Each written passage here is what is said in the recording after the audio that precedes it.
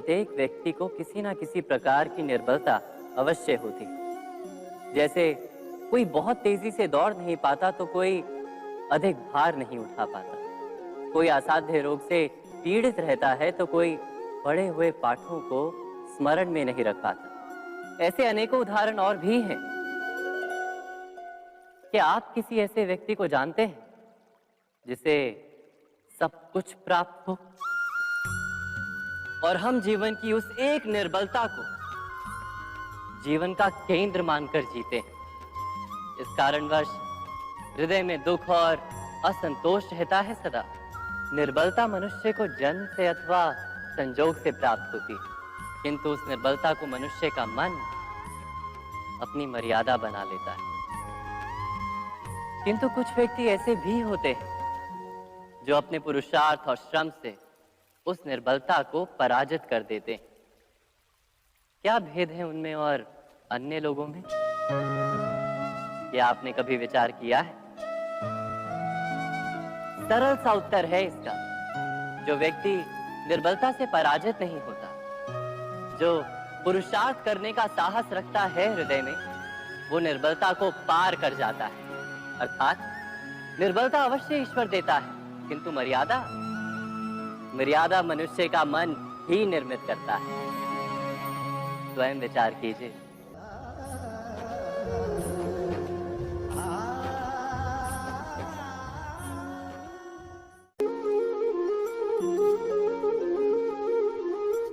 भविष्य का दूसरा नाम है संघर्ष। हृदय में आज इच्छा होती है और यदि पूर्ण नहीं हो पाती तो हृदय भविष्य की योजना बनाता है। भविष्य में इच्छा पूर्ण होगी ऐसी कल्पना करता रहता है, किंतु जीवन ना तो भविष्य में है ना अतीत में। जीवन तो इस क्षण का नाम, अर्थात इस क्षण का अनुभव ही जीवन का अनुभव। पर हम ये जानते हुए भी इतना सा सत्य समझ नहीं पाते। या तो हम बीते हुए समय के स्मरणों को घेर कर बैठे रहते हैं, या फिर आने वाले समय के लिए हम योजनाएं बनाते रहते हैं और जीवन जीवन बीत जाता है। एक सत्य यदि हम हृदय में उतार लें कि ना हम भविष्य देख सकते हैं, ना ही भविष्य निर्मित कर सकते हैं, हम तो केवल धैर्य और साहस के साथ भविष्य को आलिंगन दे सकते हैं, स्वागत कर सकते हैं भविष्य का। तो क्या जीवन का हर पल जीवन से नहीं भर जाएगा? स्वयं विचार कीजिए।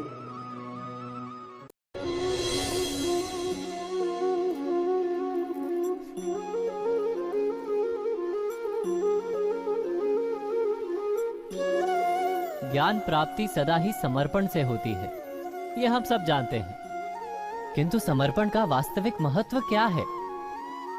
क्या हमने कभी विचार किया? मनुष्य का मन सदा ही ज्ञान प्राप्ति में विभिन्न बाधाओं को उत्पन्न करता है। कभी किसी अन्य विद्यार्थी से ईर्ष्या हो जाती है, कभी पढ़ाए हुए पाठों पर संदेह जन्मता है और कभी गुरु द्वारा दिया गया दंड मन को अहंकार से भर देता है। नहीं, क्या ऐसा नहीं होता? न जाने कैसे कैसे विचार मन को भटकाते हैं और मन की इसी अयोग्य स्थिति के कारण हम ज्ञान प्राप्त नहीं कर पाते। मन की योग्य स्थिति केवल समर्पण से निर्मित होती है। समर्पण मनुष्य के अहंकार का नाश करता है। ईर्ष्या, महत्वाकांक्षा आदि भावनाओं को दूर कर हृदय को शांत करता है और मन को एकाग्र करता है। वास्तव में ईश्वर की सृष्टि में ना ज्ञान की मर्यादा है, ना ज्ञानियों की। गुरु दत्तात्रेय ने तो गाय और श्वान से भी ज्ञान प्राप्त कर लिया था।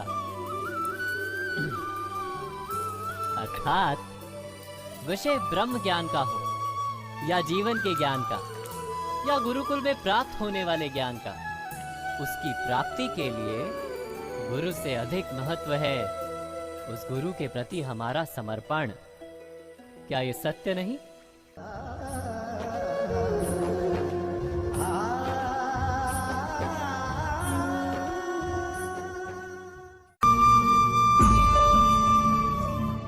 प्रत्येक मनुष्य के जीवन में ऐसा क्षण अवश्य आता है जब सारे स्वप्न, सारी आशाएं, सारे दृश्य ध्वस्त हो जाते हैं। जीवन के सारे आयोजन ही बिखर जाते हैं। एक और धर्म होता है और दूसरी ओर सुख। इसी को धर्म संकट कहते हैं। जब धर्म का वहन ही संकट हो और धर्म का त्याग ही सुख हो। विचार कीजिए, कभी किसी स्वजन के विरुद्ध सत्य बोलने का अवसर प्राप्त हो जाता है, कभी ठीक दरिद्रता के समय सरलता से चोरी करने का मार्ग प्राप्त हो जाता है, कभी किसी शक्तिशाली राजनेता या राजा के कर्मचारी का अधर्म प्रकट हो जाता है। सबके जीवन में ऐसी घटना बनती ही रहती है। अधिकतर लोग ऐसे किसी क्षण को धर्म संकट के रूप में जान ही नहीं पाते। हमें किसी प्रकार के संघर्ष का अनुभव ही नहीं होता। सहजता से सुख की ओर खींचे चले जाते हैं, जैसे मक्खी गुड़ की ओर खींची चली जाती। वास्तव में धर्म संकट का क्षण ईश्वर के निकट जाने का क्षण होता है। यदि हम संघर्षों से भयभीत ना, सुख की ओर आकर्षित ना, अपने धर्म पर दृढ़ रहे, तो ईश्वर का साक्षात्कार दूर नहीं।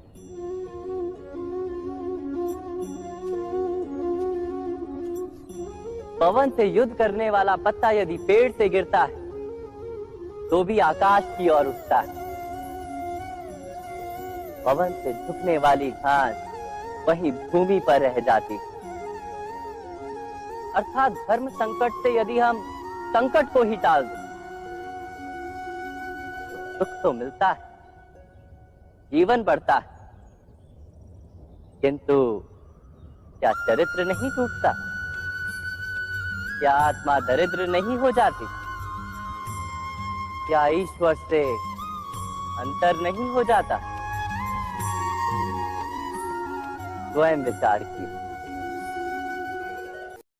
दो व्यक्ति जब निकट आते हैं तो एक दूसरे के लिए सीमाएं और मर्यादाएं निर्मित करने का प्रयत्न अवश्य करते हैं। हम यदि सारे संबंधों पर विचार करें तो देखेंगे कि इन सारे संबंधों का आधार यही सीमाएं हैं जो हम दूसरों के लिए निर्मित करते हैं। और यदि अनजाने में भी कोई अन्य व्यक्ति इन सीमाओं को तोड़ता है तो उसी क्षण हमारा हृदय क्रोध से भर जाता है। इन सीमाओं का वास्तविक रूप क्या है? क्या हमने कभी विचार किया? सीमाओं के द्वारा हम दूसरे व्यक्ति को निर्णय करने की अनुमति नहीं देते, अपना निर्णय उस व्यक्ति पर थोपते हैं, अर्थात किसी की स्वतंत्रता का अस्वीकार करते हैं। और जब स्वतंत्रता का अस्वीकार किया जाता है तो उसका हृदय दुख से भर जाता है। और जब वो सीमाओं को तोड़ता है तो हमारा हृदय क्रोध से भर जाता है। क्या ऐसा नहीं होता?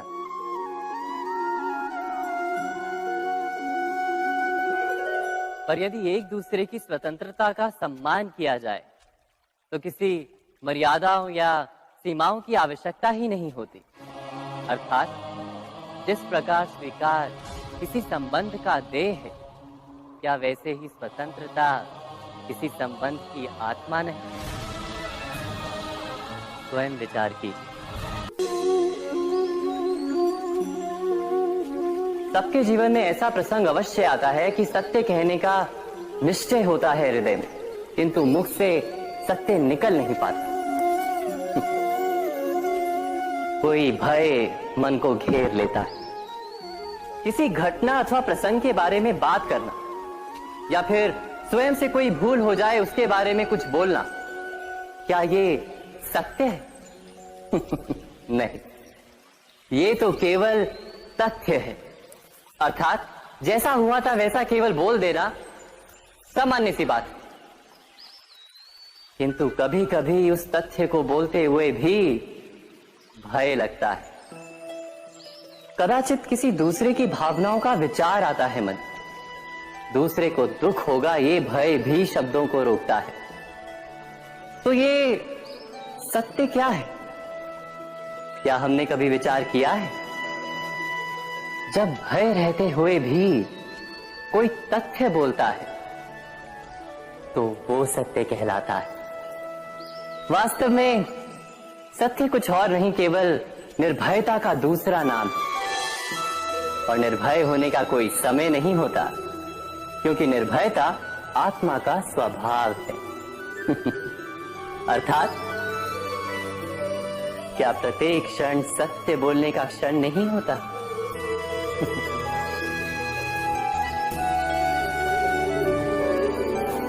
स्वयं विचार कीजिए।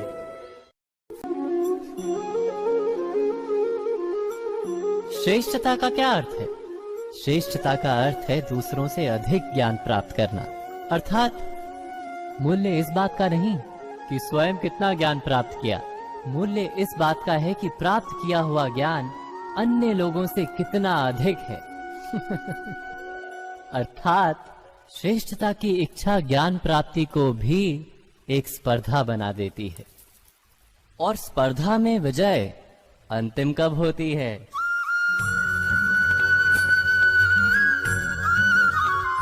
कुछ समय के लिए तो श्रेष्ठ बना जा सकता है, किंतु सदा के लिए कोई श्रेष्ठ नहीं रह पाता। फिर वही असंतोष, पीड़ा और संघर्ष जन्म लेता है। किंतु श्रेष्ठ बनने के बदले यदि उत्तम बनने का प्रयत्न करें तो क्या होगा?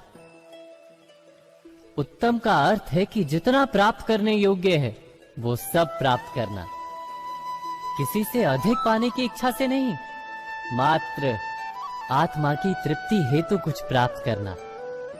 उत्तम के मार्ग पर किसी अन्य से स्पर्धा नहीं होती, स्वयं अपने आप से स्पर्धा होती है।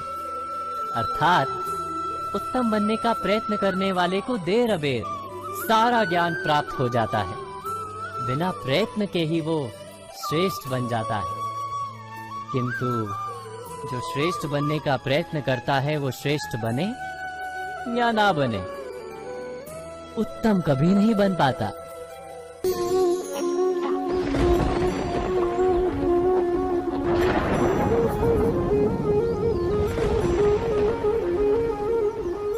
सपनों और पूर्वाभासों के आधार पर हम भविष्य के सुख दुख की कल्पना करते हैं। भविष्य के दुख का कारण दूर करने के लिए हम आज योजना बनाते हैं। किंतु कल के संकट को आज निर्मूल करने से हमें लाभ मिलता है या हानि पहुंचती है? ये प्रश्न हम कभी नहीं करते। सत्य तो ये है कि संकट और उसका निवारण साथ जन से, व्यक्ति के लिए भी और सृष्टि के लिए भी। नहीं, आप अपने भूतकाल का स्मरण कीजिए, इतिहास को देखिए, आप तुरंत ही ये जान पाएंगे कि जब जब संकट आता है तब तब उसका निवारण करने वाली शक्ति भी जन्म लेती। यही तो जगत का चलन है। वस्तुतः संकट ही शक्ति के जन्म का कारण है। प्रत्येक व्यक्ति जब संकट से निकलता है तो एक पद आगे बढ़ा होता है, अधिक चमकता है, आत्मविश्वास से अधिक भरा होता है, न केवल अपने लिए अपितु विश्व के लिए भी। क्या ये सत्य नहीं? वास्तव में संकट का जन्म है एक अवसर का जन्म, अपने आप को बदलने का, अपने विचारों को ऊंचाई पर करने का अवसर, अपनी आत्मा को बलवान और ज्ञान मंडित बनाने का अवसर। जो ये कर पाता है उसे कोई संकट नहीं होता, किंतु जो ये नहीं कर पाता वो तो स्वयं एक संकट है विश्व के लिए। विचार कीजिए।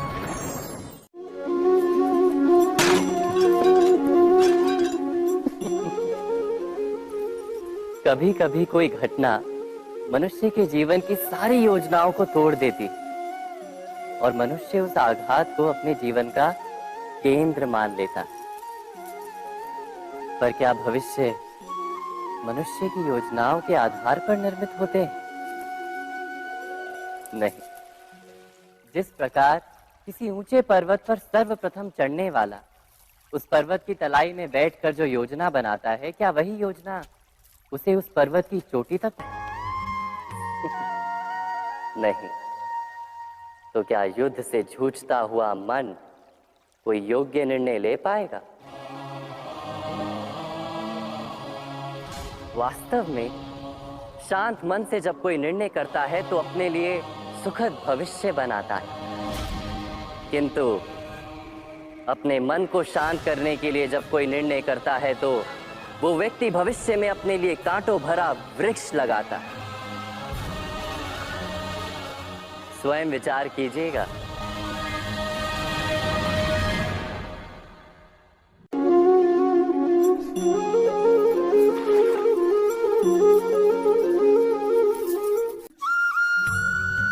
जीवन में आने वाले संघर्षों के लिए जब मनुष्य स्वयं को योग्य नहीं मानता, जब उसे अपने ही बल पर विश्वास नहीं रहता, तब वो सद्गुणों को त्याग कर दुर्गुणों को अपनाता है। वस्तुतः मनुष्य के जीवन में दुर्जनता जन्म ही तब लेती है जब उसके अंतर में आत्मविश्वास नहीं होता। आत्मविश्वास ही अच्छाई को धारण करता है। ये आत्मविश्वास है क्या?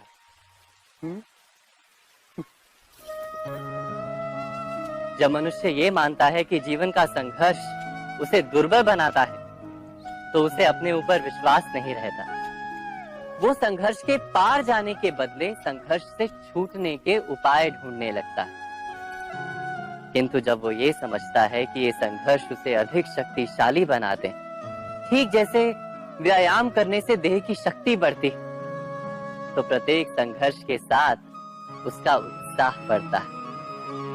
अर्थात आत्मविश्वास और कुछ भी नहीं, मन की स्थिति, जीवन को देखने का दृष्टिकोण मात्र है। और जीवन का दृष्टिकोण तो मनुष्य के अपने वश में होता है। स्वयं विचार कीजिए।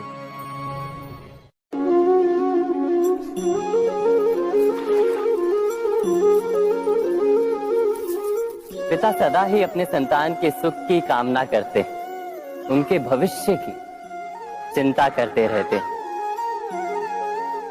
इसी कारणवश सदा ही अपने संतानों के भविष्य का मार्ग स्वयं निश्चित करने का प्रयत्न करते रहते हैं। जिस मार्ग पर पिता स्वयं चला है, जिस मार्ग के कंकर पत्थर को स्वयं देखा है, मार्ग की छाया, मार्ग की धूप को स्वयं जाना है, उसी मार्ग पर उसका पुत्र भी चले, यही इच्छा रहती है हर पिता की। निस्संदेह उत्तम भावना है ये, किंतु 3 प्रश्नों के ऊपर विचार करना हम भूल ही जाते हैं। कौन से प्रश्न? प्रथम प्रश्न, क्या समय के साथ प्रत्येक मार्ग बदल नहीं जाते? क्या समय सदा ही नई चुनौतियों को लेकर नहीं आता? तो फिर बीते हुए समय के अनुभव नई पीढ़ी को किस प्रकार लाभ दे सकते हैं? दूसरा प्रश्न, क्या प्रत्येक संतान अपने माता पिता की छवि होता है? हाँ, संतानों को संस्कार तो अवश्य माता पिता देते हैं, किंतु भीतर की क्षमता तो ईश्वर देते हैं। तो जिस मार्ग पर पिता को सफलता मिली है, विश्वास है कि उसी मार्ग पर उसकी संतानों को भी सफलता और सुख प्राप्त होगा।